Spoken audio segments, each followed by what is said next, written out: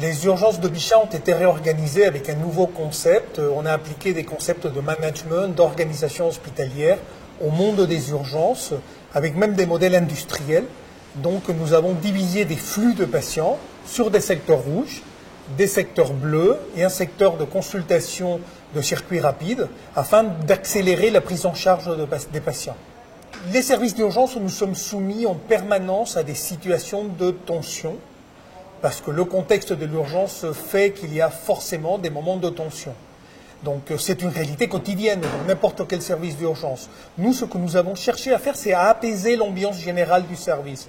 Et vous voyez que quand on est dans nos urgences, il y a une ambiance de sérénité. Ça nous a paru indispensable, et pour les personnels, et pour les patients, dans l'optique de réduire le bruit de fond, l'ambiance générale de tension.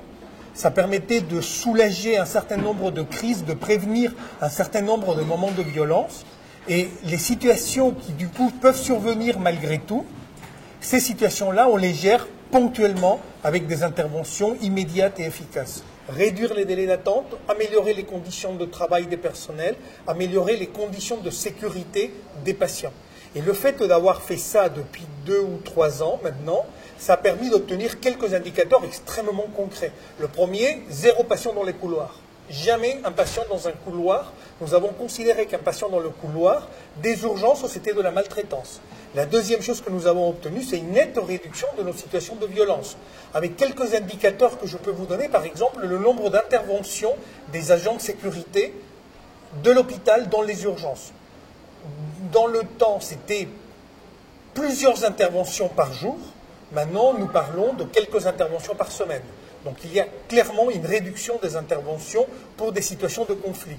Et la troisième chose qui est un élément majeur, c'est la satisfaction des usagers. Nous évaluons régulièrement la satisfaction des usagers et nous avons vu une très nette amélioration de la satisfaction des usagers. Comme quoi le phénomène de violence ne répercute pas que sur le soignant, il répercute également sur les patients et leurs accompagnants. Et la satisfaction des personnels et la satisfaction des soignants sont indissociables de ce phénomène de violence. La partie la plus difficile, et c'était là où il y avait le plus d'agressivité finalement aux urgences, venait des familles et des accompagnants. Donc c'était indispensable qu'on les laisse dans la salle d'attente, mais qu'ils puissent avoir des renseignements. Ces renseignements sont ponctuels, mais il faut qu'il y ait une régularité dans les infos. Et ça, c'est quelque chose que nous avons bien sûr du mal à mettre en place.